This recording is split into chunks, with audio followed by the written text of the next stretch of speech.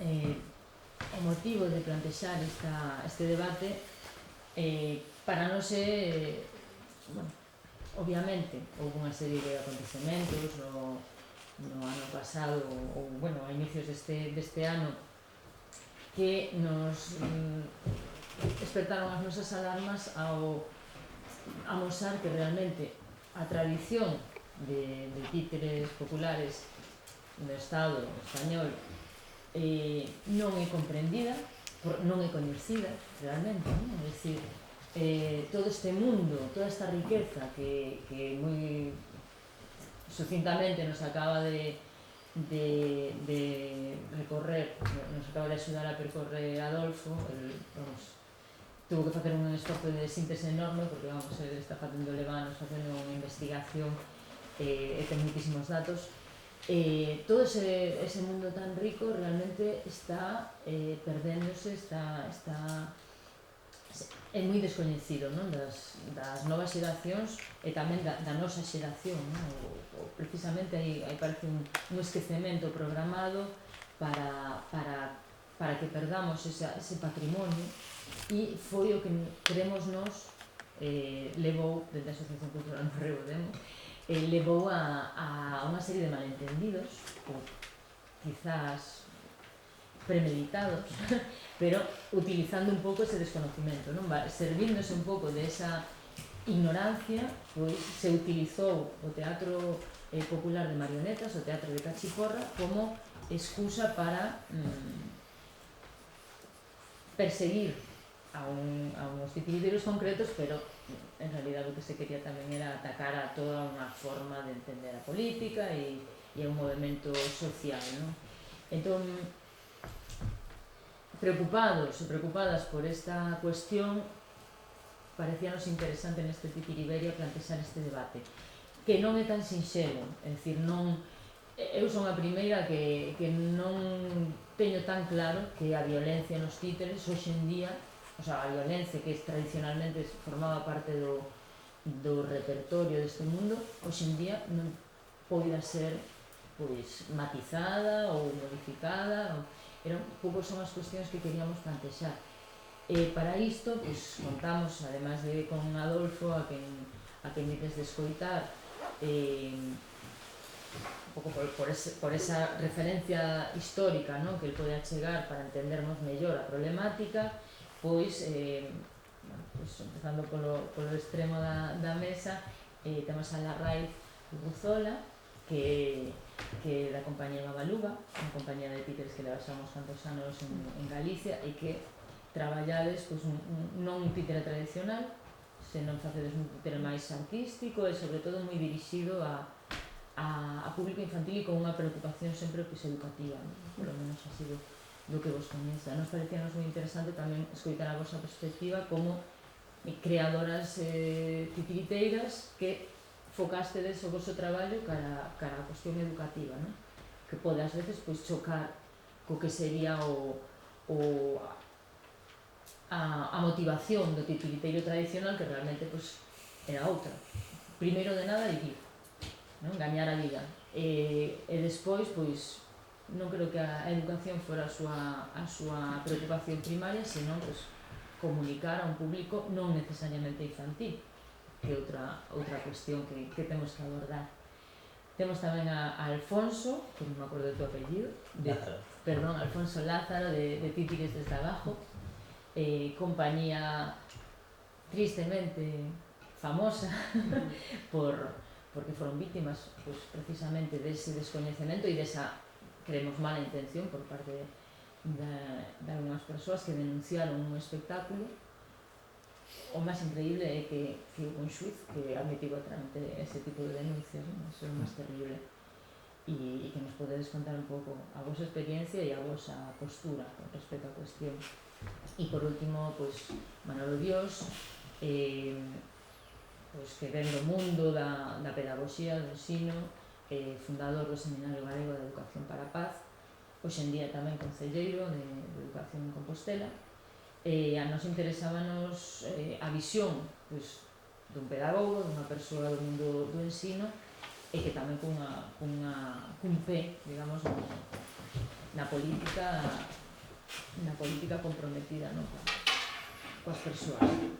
E sen máis, pois, gostaríame que cada un de vos fixerades unha pequena intervención inicial abordando desde os vosos puntos de vista a cuestión e despois, pois, podemos pasar a tratar algúns temas puntuais. En todo caso, pois, era unha mesa redonda, está un pouco cuadrada, pero a idea é que todos vos interveñades ordenadamente, pero sí que interveñades todo o que queridades. Vamos a facer o máis rico posible este debate, que estamos gravando, avisamos, porque nos parece moi interesante gravalo e que se poida difundir pues máis adiante. Pues, se queres empezar ti, Adolfo, ou se estás cansado, prefieres dejarlo, que te dejemos para el final, empezamos por la RAE. Bueno, nada, pensaba que me iba a tocar de última.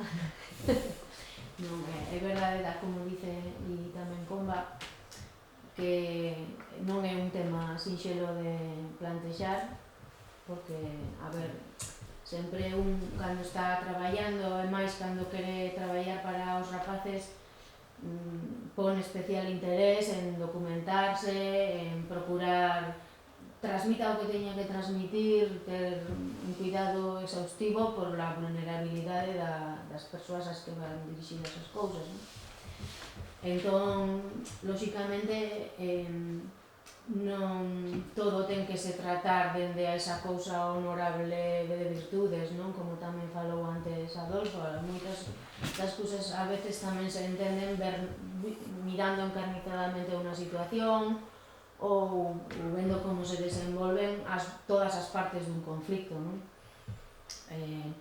Non se pode explicar un conflicto se non vemos a parte que o xenera tamén, a parte que xenera esa agresión, esa violencia, e ao mesmo tempo hai que tratala dun xeito pois que non agreda. Entón, nese sentido non é fácil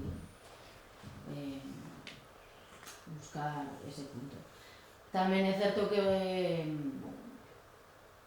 todo é un mundo dende que chega a un espacio e xa sabe que estás nunha convención no que vas ver algo que é ficción, entón iso tamén é importante que os nenos moi pequenos que sexan xa entenden tamén que cando entran a un sitio a ver unha película ou a un concerto ou unha obra de teatro, pois son capaces de discernir de que aquelo é unha cousa que é ficción. Entón, bueno, é difícil. Nos dende a nosa compañía, cando plantexamos os nosos proxectos, sempre van ir dirixidos a familias e aos nenos, lógicamente, porque a nosa compañía está centrada en dirixila para os nenos.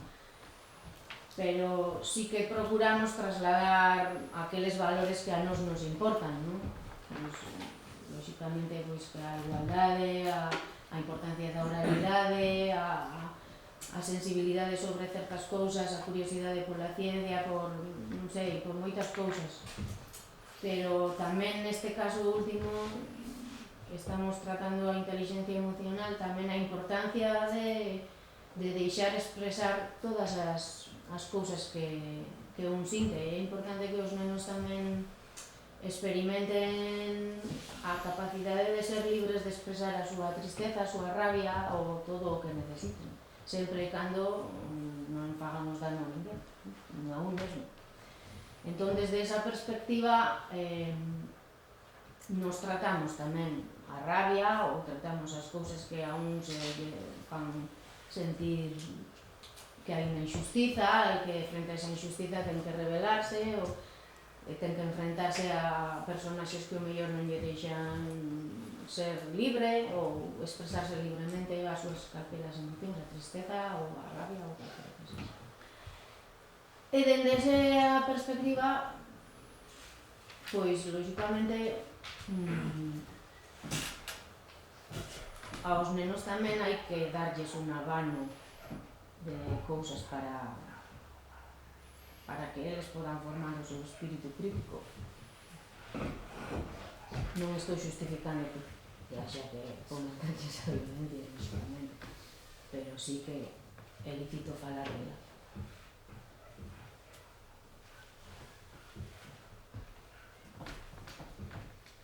Va, moi ben, gracias.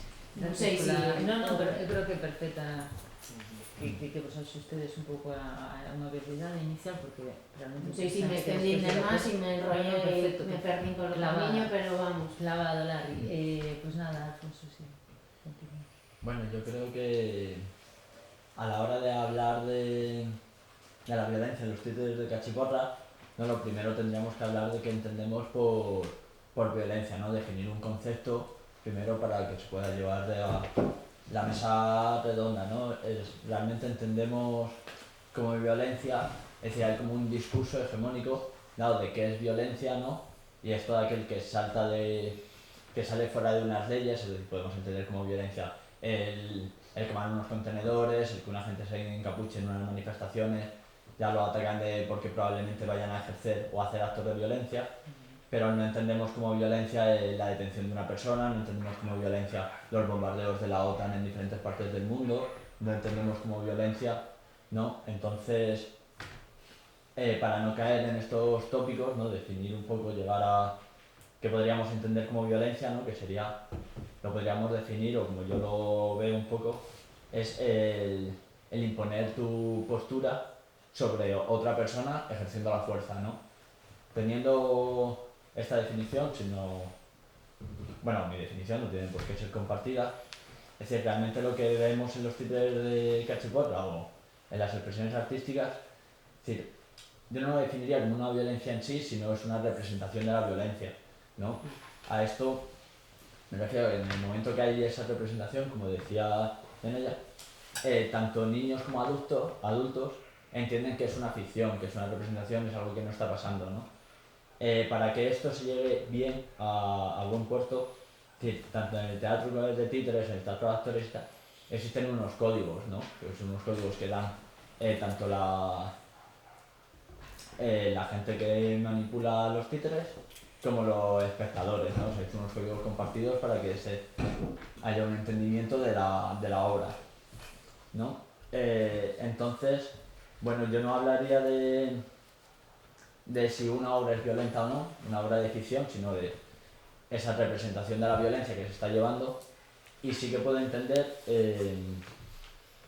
ese debate que se está llevando a cabo sobre entendiendo el teatro como una herramienta pedagógica, si los títeres de Cachiporra o si esa representación de la violencia es pedagógica o no, es decir, en ese plano de debate, es decir, pero no entiendo mucho el transportarlo a un plano de debate penal, ¿no? De si es delito, si no, si tal, ¿no?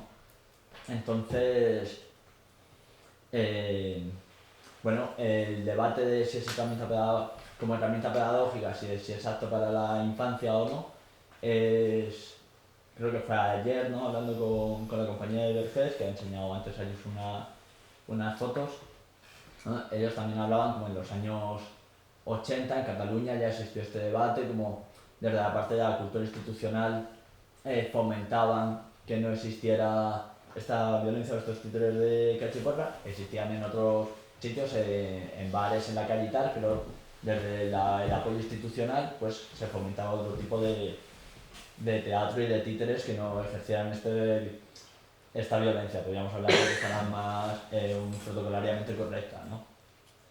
Entonces, bueno, hablar un poco de eso para entender bien cómo se va a llevar el debate, ¿no? Si va a ser hablando a un plano pedagógico o hablando a un plano de si los títeres de Cachiporra deben existir o deben desaparecer, como ya que la sociedad tiene cambios, cambian sus valores, cambian eso, si por ser tradición es algo defendible o simplemente no por ser tradición tiene que ser algo que tengas que defender. Puedes estar de acuerdo, puedes no, las tradiciones van cambiando, depende de que van cambiando los valores de la sociedad, ¿no? Entonces, bueno, yo plantear esas posibles líneas, ya que para la mesa redonda, para luego que se puedan dar diferentes posturas y diferentes líneas abiertas. Sí, bueno, a ver, realmente o que o que se trataba un pouco, o que pretendíamos nos era efectivamente unha problemática con un montón de aristas, non? E unha das cuestións era efectivamente a pedagóxica, pero creo que antes de que non se trataría só de centrarnos niso, non? Eso sería pues, igual unha consecuencia de esa reflexión sobre si realmente falamos de violencia, primeiro de nada, non? É dicir, como definimos a que xa non lo viñeses a dar, non? Pero un pouco a idea sería analizar se a tradición de Títere de Cachiporra realmente é un tipo de teatro violento, e creo que para iso poderíamos, que pasa que primeiro que se queredes acabamos esta ronda, pois eu iba vos plantexar pois un análise desa tradición, non? De por que esa omnipresencia da cachiporra nese teatro de títeres tradicional e se realmente esa cachiporra é unha forma de violencia ou unha forma pois, de pulsión, ¿no? de liberación, bueno, si simboliza outras moitas cousas, non? E iso pues, tamén ten moito que ver co tipo de público que habitualmente asistía ao teatro popular, que non era necesariamente infantil. Entonces, bueno, eu simplemente vos pedía que cada un plantexara a súa visión personal do tema moi xenérico, non? Violencia e títeres, digamos, e si despois, pues, igual debatir algúns aspectos máis específicos. Entón, bueno, si queres, non sei, queres decir algo máis ou... No, yo lo iba a dejar Vale, perfecto. para el debate. Bueno, boa noite. Eu preparei unha intervención para tratar de axustar uns 5 minutos, pero me parece que vai a ser mellor que comente, non? En principio estou aquí, creo que como mestre, como educador, e sobre todo como educador para a paz, que durante moitos anos exercín, ainda que agora circunstancialmente este en outra historia, non? Pero o meu traballo era e foi ese, non?